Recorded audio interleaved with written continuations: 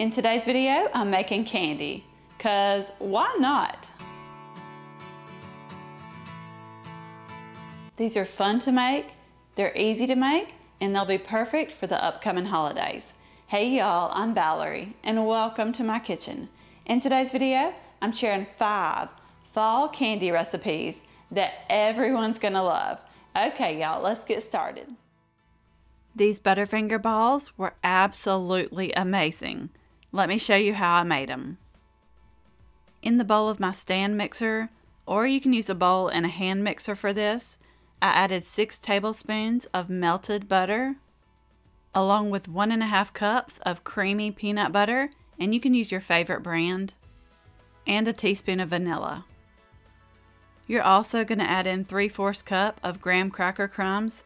I'm using the honey graham crackers, and I just put those in my food processor to blend them up really good. Then I added 1½ cups of powdered sugar. Now you're going to mix this until it's well combined. And you do want to scrape the sides of that bowl down about halfway through. Now you're going to add in 1 cup of crushed Butterfingers, and I used about 1½ of these packs, and I chopped those up really fine. After I got those in there, I just mixed it until it was just combined. Now this mixture is ready to go, and I do like to put it in the refrigerator for about 3 hours or so at least. You can even leave it in there overnight. It is a really soft dough, so chilling it in the refrigerator makes it a whole lot easier to roll it into those balls. Oh, and it'll also be fine if you want to make this and put it in the refrigerator for even 2 or 3 days until you're ready to roll them. It is not going to hurt a thing.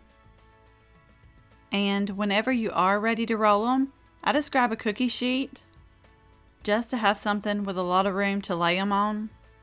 And I am definitely using a cookie scoop for this. This one is about a 1½ tablespoon cookie scoop. That way they're all about the same size. You're just going to scoop out some dough, roll it in your palms until it's nice and smooth, and lay it down on the baking sheet. You can also line that baking sheet with some wax paper if you want to. After I got them all rolled up, I placed them back in the refrigerator to let them sit there only while I was melting the chocolate. I used a double boiler to melt my chocolate, and I used about half of a package, maybe like 12 ounces of the chocolate almond bark. But if you want to, you could use semi-sweet chocolate chips or whatever kind of chocolate you like to dip things in. I grabbed those Butterfinger balls out of the refrigerator and I started dipping. Or rolling, or whatever you call it. Alright y'all, I got some new little toys I was trying out. This is like dipping chocolate, like candy making, dipping tools. I ordered them on Amazon and they did help a little bit, but I'm just not the best candy dipper. I'll just be honest with you. Mine don't really come out looking like the best things that's ever been made, but you know what? They were delicious, and that is all that matters. Sometimes though, after you do a few, you get the hang of what works and what don't. And I tried the little circle tool first, and now I'm trying the little 3-prong one. I'm not sure which one I like better, but they did help. I did like them a lot better than the spoon. Well, I guess I should say better than a fork. I was just using the spoon to stir that chocolate.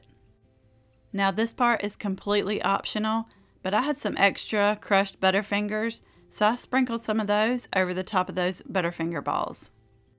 And when you're adding any toppings to these, you want to do a few at a time. So you want to dip a few and then sprinkle a few, and then dip a few more and sprinkle them, or else if you start dipping them all, it's not going to stick to the top. Now I love me some peanut butter balls, but these were absolutely delicious. Those Butterfingers took these to a whole new level. And I'm telling you, if you make any holiday candy this year, you have got to give these a try. And there's only one problem with them: they are highly addictive.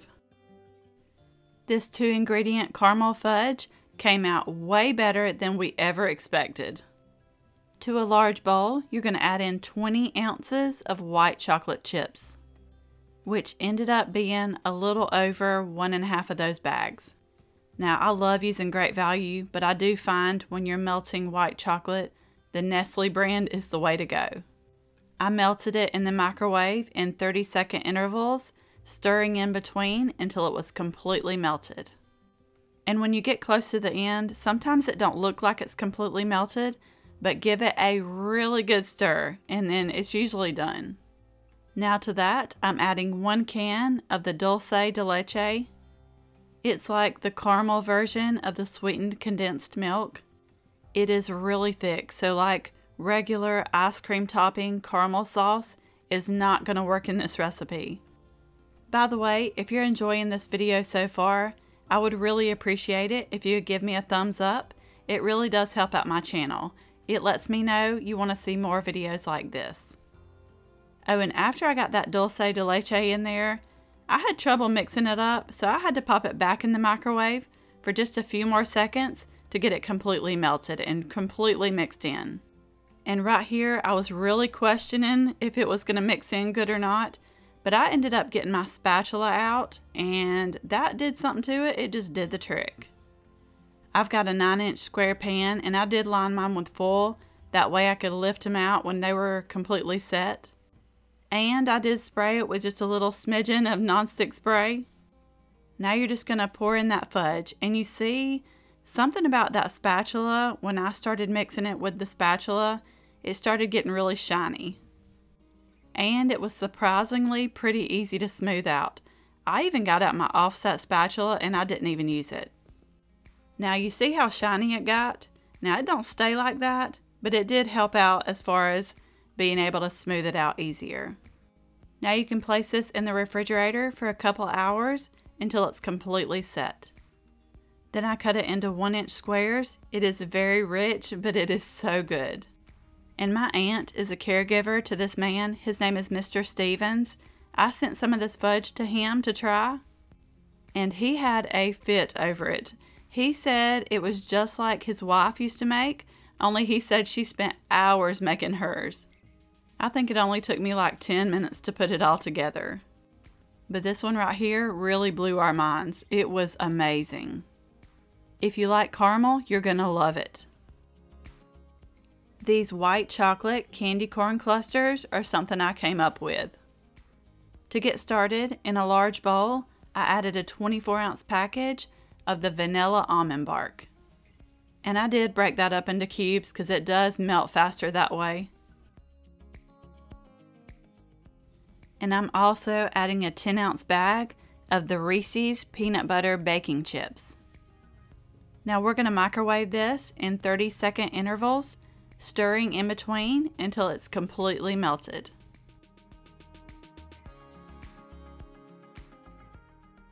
And now it's time to add everything else in. I guess you could see I wasn't wasting any of that chocolate there. I'm adding in an 11-ounce bag of candy corn. I'm using the Harvest, but the regular candy corn will be just fine. And I did cut each of those pieces of candy corn in half, but that is totally not necessary. I just wanted them in smaller pieces. Now I'm adding in 2 cups of salted roasted peanuts, along with 1.5 cups of mini marshmallows. Now you're going to stir it until everything is covered in that chocolate. And you do get a little arm workout with this. Oh, and you do have to work very quickly with this. So go ahead and have your baking sheet out, lined with parchment paper or silicone liner like me, so you're ready to go. Then you're just going to scoop these. I'm using my cookie scoop, but you can also just use 2 spoons. And I'm telling you again, work quickly because these do set up fast. And I ended up getting a total of 45 clusters here. And I'll be honest, I ate a couple of these before they were even completely set. I mean, this was like a little experiment for me, so I had to try them out. But listen, every single person that tried these loved them. And even if you don't like candy corn, it's kind of hard to explain. They don't taste like candy corn. They are just delicious. You just gotta trust me on this one. But they would be a perfect candy to make for Thanksgiving. This Creamsicle Fudge was a winner. You're gonna need a large bowl. Oh, and I kind of learned something new here. Now, I love Great Value, but apparently the white chocolate chips are different than the Nestle brand. So if you're using Great Value, use 16 ounces. If you're using Nestle, use 19 ounces. You're also going to need a container of vanilla frosting. This is my second time making this. I used up my vanilla frosting the first time and I completely forgot to put the orange extract in. So I'm making it again and I'm using cream cheese frosting, which turned out delicious, by the way. And next time I will be making this again and I will use cream cheese frosting. Now you're going to microwave this in 30-second intervals until it's almost completely melted. Mine took a total of like a minute and a half. Now here's what I left out the first time I made these. It's orange extract. I used 2 teaspoons and it was a subtle orange creamsicle flavor, but I think you could get away with using 3 teaspoons if you wanted a stronger orange flavor. By the way, that was a ½ teaspoon I used there, so it looked like I added a lot more. I stirred it until it was well combined. Then I grabbed my 9x9 square baking pan that I have lined with foil, and I did spray that with nonstick spray. Now I'm pouring in a little over 3/4 of that mixture. You only want to save about a ½ cup maybe. I pushed that pan to the side. Now we're going to take that remaining ½ cup there, or maybe it was more like 1/3 cup. I'm using the Wilton gel food coloring. Now you want to be really careful when you do this. Start off small and then slowly work your way up. I added the yellow first, and then you're going to add just a teeny tiny touch of the red. And then give it a good mix, and we're trying to get orange here. So if you feel like it needs a little more something, you can add in a little more yellow or a little more red. Oh, and also when you're working with the gel food coloring, it does get darker as it sits a little bit, so just be aware of that. I dolloped that mixture kind of sporadically there over the top of that fudge. And then you're just going to use an offset spatula or a butter knife, or you could even use a toothpick and just make little swirls. And I did find after doing it 2 times, you know, I did have to do this 2 times. The first time I swirled a lot, and the second time I didn't swirl quite as much, and I liked it better because you could still see some of the white in there. This was delicious. It had the perfect subtle amount of orange flavor. I kind of thought about adding orange zest to it, but I wasn't sure how that would be in fudge. But we loved it, and even some that didn't know what it was before they tried it knew exactly that it had a creamsicle flavor. It's perfect to make for Thanksgiving or for Christmas even, and especially if you love more citrusy kind of things, you are going to love these. This pumpkin spice white chocolate bark was super easy to make. You're going to need 2 medium-sized microwave-safe bowls or 2 large measuring cups like I'm using here. To the first one, I added a 10-ounce package of the pumpkin spice baking chips. I microwaved them in 30-second intervals until they were completely melted. And when you're melting chocolate, you always want to be careful not to overheat it because it will burn. Now to that melted pumpkin spice chocolate, you're going to add ½ cup of finely chopped pecans. And if you want to toast those in the oven for just a few minutes before you chop them up, you can. After I got those mixed up, you're going to set it to the side and then grab the second measuring cup. I added a 12-ounce bag of white chocolate chips, and I melted those the same way I melted that pumpkin spice chocolate. Now to this white chocolate, we're going to add in ½ cup of crushed pretzels. I used pretzel sticks, but any kind of pretzels will work for this. I did crush them up really good. And then you're going to stir them into that chocolate.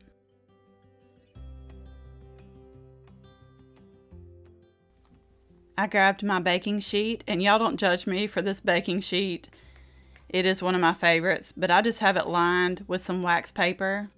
And you're just going to sporadically alternate this pumpkin spice chocolate and the white chocolate all over that baking sheet there.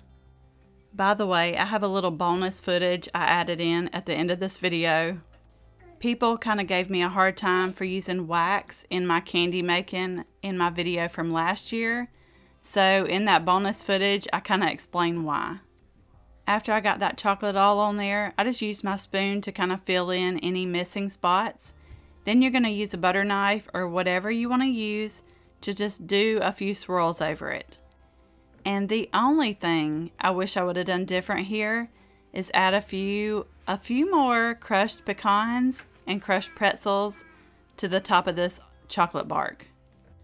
Or you could even sprinkle it with some sprinkles, but you do want to do it or add anything to the top before it sets up. And I just let it sit out on the counter until it was completely set. Then all that's left to do is break it into pieces and enjoy. This was so good, especially if you're a lover of pumpkin spice. The recipe says that you can swap out the pumpkin spice for cinnamon chips, so I'm excited to try it that way too. Maybe I'll have to do it that way for Christmas. This was so simple. You saw how easy it was to make, and it was delicious. So good. And you see here how it would have added a little something extra if I would have sprinkled a little something on top. I really hope you enjoyed this video. You may also like these. Don't forget to subscribe down below for more easy recipes, and I will see you in the next one. Do that softer. Okay. I got a bone to pick with some of y'all that watched my candy video from last year. Everybody's giving me a hard time about wax. And this is the item in question. The item that has ruffled so many feathers. Just this little Gulf wax right here. Yep. And you know what? I was sitting here looking at my Mima's cookbook and my church cookbooks, and I happened to come across this. Now this is not the recipe that I used, but this is a recipe for Buckeyes, which I used it in my peanut butter balls. I used the Gulf wax in my peanut butter balls that I did last Christmas, the Christmas candy video.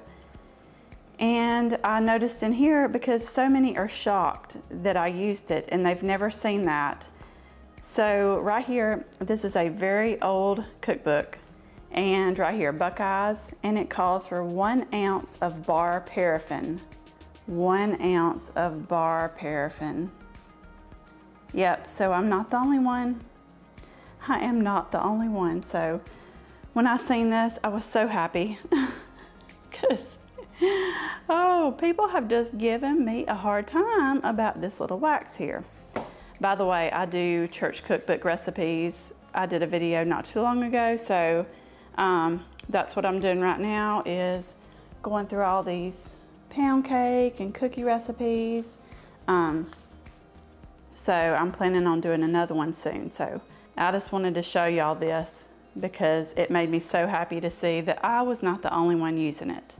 Now, if you want to make that Christmas candy or the chocolate, the peanut butter balls, and you do not want to put wax in the chocolate, you do not have to. But that was my Mima's recipe, and I was making it for my Mima and my aunts, and that's how she did it, and that's what I used.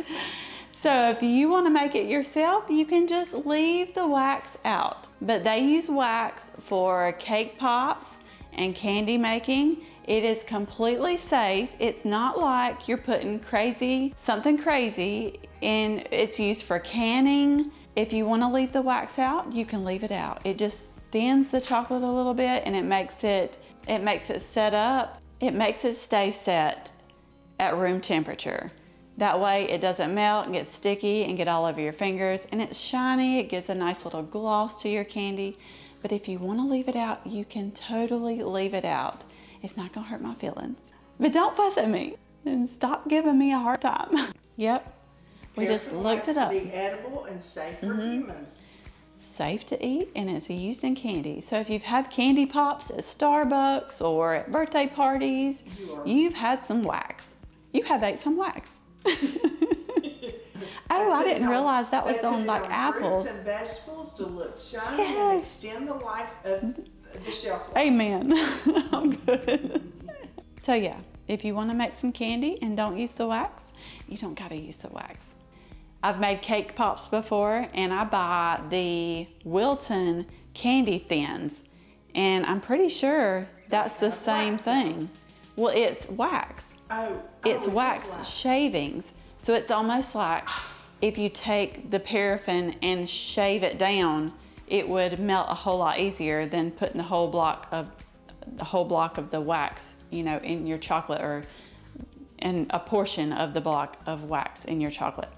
So Candy Thins is made by Wilton, and it is safe to eat, and it's like the wax that I used. Either way, I used my Meemaw's recipe, and they were for her anyway. They were for her to give her friends and for my aunts. So that's what I used. And I just took that opportunity to share that recipe with y'all. And I had fun making them. Don't fuss at me. And yes, I will try it with coconut oil. I don't think butter will work because butter has a little bit of water in it, and water will seize up your chocolate. That's all. I'm done. I'm done fussing. I love y'all though. Even the ones that are mean, I still love you. So if y'all want to see more candy recipes, especially come Christmas time, let me know below. And y'all have to let me know your favorite candy recipes, because I need some new ideas. And Lacey's home. Hey, come on. This is my baby. I love you. You can wave.